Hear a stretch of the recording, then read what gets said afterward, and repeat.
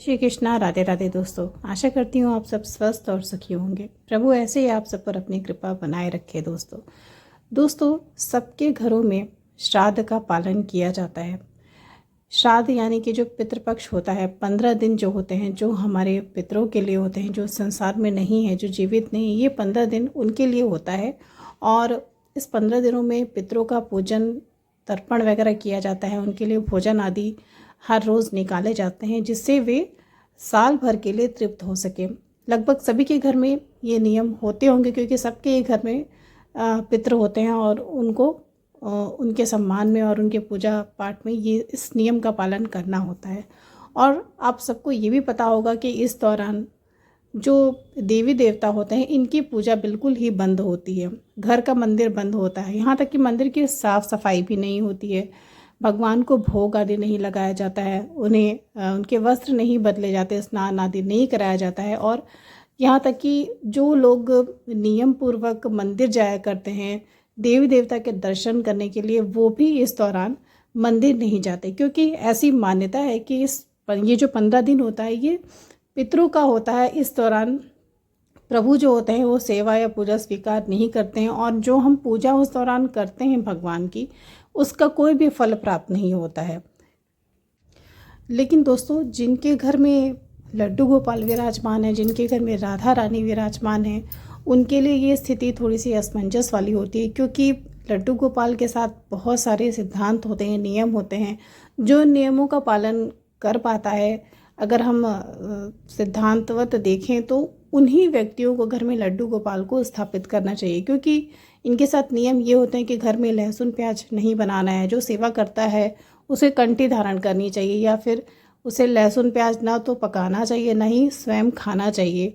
और जहाँ तक भोग की बात है, उसी बिना लहसुन प्याज का ही खाना लड्डू गोपाल को भोग में भी लगाना चाहिए। और अगर साथ में हमारी प्यारी राधा रानी है, तो फिर तो साफ सफाई का और नियम का पालन करना परम आवश्यक हो जाता है। दोस्तों, लड्डू गोपाल तो फिर भी क्षमा कर देते हैं, लेकिन राधा रानी भी बहुत दयालु, क्षमा तो वो भी करती हैं दोस्तों। लेकिन राधा रानी जो है वो इतनी ज़्यादा करुणामयी है, इतनी ज़्यादा पवित्र है, कि ऐसे संत बोलते हैं कि उनकी भक्ति के लिए, उनकी सेवा के लिए हमें अपना मन और अपना शरीर भी उस तरह से स्वच्छ रखना चाहिए। तभी हमें राधा रानी की जो असली कृपा होती है, जो परम कृपा होती है, वो तभी प्राप्त होती है जब हमारा समर्पण उनके प्रति पूरा का पूरा हो। तो जिनके घर में लड्डू गोपाल विराजमान हैं, वो इस समय लड्डू गोपाल की सेवा कैसे करें, क्योंकि मंदिर जो होते हैं, वो कपाट जो होते हैं मंदिर के, वो बंद करके रखने पड़ते हैं। ऐसा उचित नहीं होता कि हम पितरों की सेवा करें और फिर हम प्रभु की सेवा करें। हमें जितना फल मिलना चाहिए उस सेवा का, वो फल नहीं मिलता है।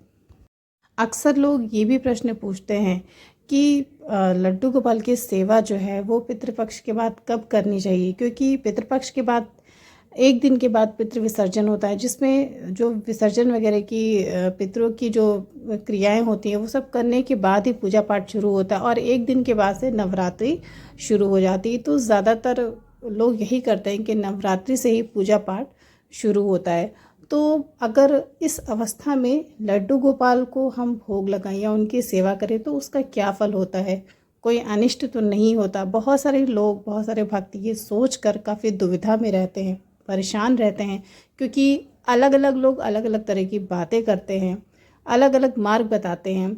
बहुत सारे ऐसे लोग होते हैं जो अपने गुरु की जो आदेश होता है उसका पालन करते हैं, और सही भी यही होता है। अलग अलग संप्रदाय होते हैं और सबके नियम अलग अलग होते हैं, लेकिन अगर आप दीक्षित हैं, आपके गुरु हैं, तो आपको उन्हीं नियमों का पालन करना चाहिए जो आपके संप्रदाय में है, और आपके गुरु ने आपको जो आदेश दिया, आपको उसी अनुसार सेवा करनी चाहिए। तो दोस्तों, चलिए जानते हैं कि अगर आप पितृपक्ष में भी, यानी कि श्राद्ध में भी, अगर आपके घर में लड्डू गोपाल हैं और आप उनकी सेवा पहले की तरह कर रहे हैं, तो इसमें कैसी स्थिति आ सकती है, क्या समस्याएं हो सकती हैं, इसे करना किस हद तक सही है, एक सत्य घटना के द्वारा हम जानेंगे। दोस्तों, ये सत्य घटना घटी थी प्रीति जी के साथ। प्रीति जी जो कि लड्डू गोपाल को अपना पुत्र मानती थी, क्योंकि उनकी कोई भी संतान नहीं थी।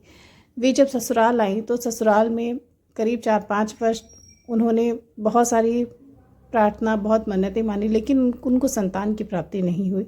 किसी के द्वारा पता चला कि लड्डू गोपाल की सेवा करने से संतान होता है, लेकिन फिर भी जब उन्होंने बाल गोपाल को पुत्र माना तो उनके मन से बेटा पाने की, पुत्र पाने की या बेटी संतान पाने की जो इच्छा थी वो पूरी तरह ख़त्म हो गई, क्योंकि लड्डू गोपाल उनके साथ इतनी लीला करते थे, वो उनको पूरी तरह से अपनी संतान मान चुकी थी और उनकी सेवा से बहुत ज़्यादा प्रसन्न थी। प्रीति जी को श्राद्ध के बारे में कुछ खास जानकारी नहीं थी। जब लड्डू गोपाल उन्होंने अपने घर पर लेके आए तो उन्हें श्राद्ध की जानकारी कुछ खास नहीं थी। वो बाल गोपाल की सेवा हर रोज़ की तरह श्राद्ध वाले दिन भी करने लगी। जो श्राद्ध का पहला दिन था उस दिन भी वो लड्डू गोपाल के लिए हफ्ते में जो 6-7 दिन होते हैं, हर रोज़ उन्होंने अपना एक लिस्ट बना के रखा था कि इस दिन मुझे लड्डू गोपाल के लिए ये भोग बनाना है, उनके पसंद का ये वस्त्र पहनाना है, इस रंग की पोशाक, इस रंग के आभूषण पहनाने हैं। ये सब कुछ प्रीति जी बहुत ही नियमवत तरीके से करती थी। उन्होंने एक नियम बना के अपने लिए रखा था और उसका वे बहुत ही अच्छे तरह से पालन करती थी। पितृपक्ष में जब उन्होंने सेवा की तो उनकी जो ननद थी वो उन्होंने मना कर दिया कि आपको इस समय लड्डू गोपाल की सेवा नहीं करनी है, क्योंकि अभी हमारे माता पिता का यानी कि प्रीति के सास ससुर के श्राद्ध का पूजा का टाइम था। इस समय आपको उनकी श्राद्ध की ही पूजा करनी है, पितरों की ही पूजा करनी है, लड्डू गोपाल की आपको सेवा नहीं करनी है। ये बात प्रीति को थोड़ी सी अजीब लगी, लेकिन ससुराल का मामला था, अभी वो घर में उनकी बात ज़्यादा कोई नहीं मानता था, इसलिए उन्होंने अपनी ननद की बात मजबूरी वश मान ली और लड्डू गोपाल की सेवा छोड़ दी। अब वे जो उनके सास ससुर की फ़ोटो थी वो पूजा वाले स्थान पर रखकर उनकी सेवा पूजा करती थी। हर रोज़ भोजन बनाती थी बिना लहसुन प्याज का, लेकिन जहाँ वो अपने लाला अपने लड्डू गोपाल के लिए पहला भोजन ताज़ा जिस पर किसी की दृष्टि भी नहीं पड़ती थी, तभी प्रीति जी लड्डू गोपाल के लिए भोग निकाल लेती थी। जो पहली भोजन की थाली होती थी वो लड्डू गोपाल के ही सामने ले जाती थी, उसमें तुलसी दल होता था। लेकिन अब तो उन्हें आदेश मिला था कि लड्डू गोपाल को खाना नहीं खिलाना है, उन्हें दूध नहीं पिलाना है। ये सारी बातें सोचकर प्रीति बहुत ज़्यादा परेशान थी और जब वो खाना बनाकर रखती थी, फिर जब वो अपने पितरों के लिए भोजन निकालती थी तो उन्हें और भी दुख होता था। इस बात की तो उनके मन में खुशी थी कि वो अपने पितरों की सेवा कर रही हैं, पूजा कर रही हैं, जो भी उन्हें करना चाहिए वो कर रही है। लेकिन कहीं ना कहीं जिसे अपनी संतान मानती थी लड्डू गोपाल के लिए उनका मन अंदर से बहुत ज़्यादा दुखी था। जब वो रात में सोने जाती थी, दूध गर्म करती थी, उनके मन में बार बार ये बात आती थी कि रोज़ रात में मैं अपने गोपाल को दूध पिलाकर सुलाती थी, लोरियाँ सुनाती थी, लेकिन वो दूध देख देख कर लड्डू गोपाल को याद कर रोती थी कि काश मैं अपने बाल गोपाल को अभी भी दूध पिला सकती थी। लेकिन इन सब चीज़ों के लिए उन्हें मना किया गया था क्योंकि श्राद्ध चल रहा था। दोस्तों, करीब 1 हफ्ते बीत गए। प्रीति बहुत ज़्यादा उदास थी। एक दिन उसकी ननद ने पूछा कि तुम इतना ज़्यादा दुखी और उदास क्यों हो? प्रीति ने बताया कि मुझे लड्डू गोपाल की बहुत ही ज़्यादा उनके बारे में सोच के बहुत ज़्यादा दुख हो रहा है, क्योंकि मैंने ऐसा कभी नहीं किया। मैंने हमेशा लड्डू गोपाल की सेवा की है। मेरे लिए सबसे पहले जो दिनचर्या होती है वो लड्डू गोपाल के ही लिए होती है। उसने अपनी ननद से पूछा कि मुझे कब तक इस नियम का पालन करना होगा, मैं कब से अपने लड्डू गोपाल की सेवा कर सकती हूँ। उसकी ननद ने बताया कि ये नियम तुम्हें 15 दिन तक करने हैं, इसको मानना है, इस नियम का पालन करना है, और उसके बाद नवरात्र जब शुरू होंगे तभी तुम लड्डू गोपाल को भोग लगा सकती हो। ये बात सुनकर प्रीति बहुत ज़्यादा दुखी हो गई। उसने सोचा था कि ये 4-5 दिन की बात है, फिर उसके बाद मैं कर सकती हूँ, लेकिन अभी तो ये बात 15 दिन की थी। प्रीति हर रोज़ लड्डू गोपाल को सपने में देखती थी। कभी उसे ऐसा लगता था कि उसके लड्डू गोपाल बहुत ज़्यादा भूखे थे, कभी लगता था कि लड्डू गोपाल को नींद आ रही है। वो चाहती थी अपने हाथों से उन्हें स्नेह करके लोरियाँ गाकर सुनाना, लेकिन ये सब कुछ वो नहीं कर सकती थी। तो प्रीति जो है अब इस चीज़ को मान चुकी थी कि मुझे अब लड्डू गोपाल की सेवा अभी नहीं करनी है। दोस्तों, प्रीति बताती हैं कि धीरे धीरे मेरे सपनों में लड्डू गोपाल आना बंद हो गए।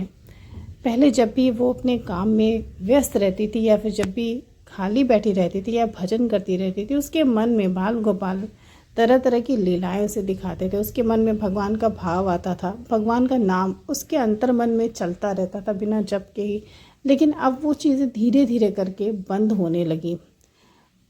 2-4 दिन 5 दिन बीत गया, उसे लड्डू गोपाल का चेहरा भी याद नहीं था, क्योंकि पूजा का जो कमरा था वो बंद कर दिया गया था। वो अपने बाल गोपाल को देख भी नहीं पा रही थी। अब वो सोती भी थी रात में तो कभी भी उसके लड्डू गोपाल से स्वप्न में नज़र नहीं आते थे। 10 दिनों के बाद उसे ये बात महसूस होने लगी कि मैंने इतने दिनों से लड्डू गोपाल को स्वप्न में भी नहीं देखा। वो बार बार जाकर कमरे की खिड़की से लड्डू गोपाल को झांकने का प्रयास करती, लेकिन उसे कुछ भी नजर नहीं आता। समझ गई थी कि ये सब कुछ सिर्फ इसलिए हो रहा है क्योंकि उसने बाल गोपाल की सेवा छोड़ दी थी। वो मन ही मन बहुत रोई, बहुत ज़्यादा उसे दुख हुआ। वो लड्डू गोपाल से मन ही मन पूछने लगी कि हे प्रभु, तुमने मुझे इस विपदा में, इस मजबूरी में क्यों फंसा दिया है? जब तुम ही खुश नहीं हो मेरी भक्ति से, मेरी सेवा से, मैं तुम्हें भोग नहीं लगा सकती, तुम्हें स्नान नहीं करा सकती, फिर तुमने मुझे इस स्थिति में फंसाया ही क्यों? अब प्रीति से प्रतीक्षा नहीं हो रही थी। एक उसको समझ में आ गया था कि अब वो लड्डू गोपाल की सेवा किए बिना दूर नहीं रह सकती उनसे। प्रीति ने किसी की भी बात नहीं मानी और वो पूजा वाले कमरे में चली गई अपने बाल गोपाल से मिलने। जब वो अंदर गई तो उसने देखा उसके लड्डू गोपाल का रंग रूप बिल्कुल बदल चुका था। उनका रंग काला पड़ चुका था, उनके वस्त्र बिल्कुल मलिन हो चुके थे और लड्डू गोपाल को देखकर ऐसा प्रतीत हो रहा था मानो कई वर्षों से ये प्रतिमा इस कमरे में बंद हो, जबकि लड्डू गोपाल को उस कमरे में बंद हुए अभी सिर्फ 1 हफ्ते या 10 दिन ही हुए थे। प्रीति लड्डू गोपाल की दशा देखकर अपने आंसू नहीं रोक पाई और अपने आप को बहुत कोसा कि मैंने इन सब की बात मानी ही क्यों। जब मैंने लड्डू गोपाल को अपना बेटा माना है तो चाहे कुछ भी हो, श्राद्ध हो, सूतक पातक हो या कुछ भी हो, मेरे लाल लड्डू गोपाल कभी भी भूखे नहीं रहेंगे। क्या हम किसी सूतक में या श्राद्ध में होते हैं तो अपने नन्हे से बच्चे को भूखा रख सकते हैं? ये सारे नियम बड़े लोगों के लिए, लेकिन एक बच्चे के लिए, एक नन्हे से बालक के लिए इतने कठोर नियम भला कैसे हो सकते हैं? जब हम उन्हें सभी महीनों में हर दिन भोग लगाते हैं, उन्हें स्नेह करते हैं, उन्हें भोजन देते हैं, दूध पिलाते हैं, तो फिर इन 15 दिनों में भगवान भूखे कैसे रह सकते हैं? ये तो किसी को भी सोचना चाहिए। भाव की बात है दोस्तों। बहुत सारे लोगों के मन में ये भाव आता है और ऐसे भी भक्त हैं जिसके मन में ये भाव नहीं आता है। जिस भक्त पर भगवान की जितनी कृपा होती है उसके मन में भक्ति का भाव उतना ही ज़्यादा होता है। प्रीति ने अब किसी की बात नहीं मानी और वो उसी दिन से लड्डू गोपाल की सेवा शुरू कर दी। सबसे पहले वो अपने बाल गोपाल को भोग लगाती थी, उसके बाद ही अपने पितरों को भोग लगाती थी, क्योंकि उसका मन बिल्कुल भी नहीं मान रहा था और लड्डू गोपाल के हिसाब से, भक्ति के हिसाब से ये ही सही था। जब प्रीति ने हर रोज़ की तरह बाल गोपाल की सेवा शुरू कर दी तो उसने देखा कि उसके लड्डू गोपाल पहले की तरह से मुस्कुराने लगे हैं। उसके मन में आने वाली ढेर सारी लीलाएं, भाव जो बंद हो चुके थे वो वापस आने लगे हैं। हर रोज़ की तरह अपने लड्डू गोपाल को दूध पिलाती, लोरियां सुनाती और स्नेह करके उन्हें सुलाती। इतने दिन से जो उसका मन व्याकुल था, बेचैन था, अब उसकी व्याकुलता, बेचैनी धीरे धीरे समाप्त होने लगी दोस्तों, क्योंकि उसने लड्डू गोपाल को सच में अपनी संतान माना था। वो सच में लड्डू गोपाल को अपनी संतान की ही तरह प्रेम करती थी। वरना प्रभु के लिए इतना महान भाव होना मन में, ये कोई सामान्य बात नहीं। ये बहुत भक्त महान होते हैं या जिनका हृदय बहुत ही स्वच्छ होता है, ऐसे भक्तों के ही हृदय में ऐसे भाव होते हैं दोस्तों। तो आपके मन में इस चीज़ को लेके जो बहुत सारी दुविधाएं होंगी, मैं आशा करती हूँ कि इस घटना को सुनने के बाद वो दुविधाएं, वो जो संदेह था वो दूर हो गया होगा। अगर आपके भी मन में ये संदेह है, अगर आप असमंजस में हैं कि हमें सेवा करनी चाहिए या नहीं करनी चाहिए, तो आप उससे बाहर आइए। हमें हर रोज़ की तरह भगवान की सेवा करनी है, क्योंकि वो प्रभु हैं, भगवान हैं। उनसे ऊपर तो कोई नहीं है। हमारे पितृ हो या फिर कोई भी हो, वो सभी प्रभु से नीचे हैं और हम सबसे प्रभु ऊपर है। हम सबका नियंत्रण करने वाले प्रभु ही हैं। और अगर उनकी सेवा की वजह से हमसे कोई त्रुटि भी हो जाए तो भगवान कभी भी अपने भक्तों से नाराज़ नहीं होते। वो हमेशा अपने भक्तों को क्षमा करते हैं। तो आशा करती हूँ कि ये सत्य घटना ज़रूर आपकी दुविधा को दूर करने में सफल रही होगी। बहुत सारे लोग होंगे जो अभी भी ये सोच रहे होंगे, उन लोगों के साथ इस वीडियो को शेयर करिएगा और मेरे इस चैनल को ज़रूर सब्सक्राइब करिएगा दोस्तों। फिर से मिलती हूँ एक नई सत्य घटना के साथ। जय श्री राधा।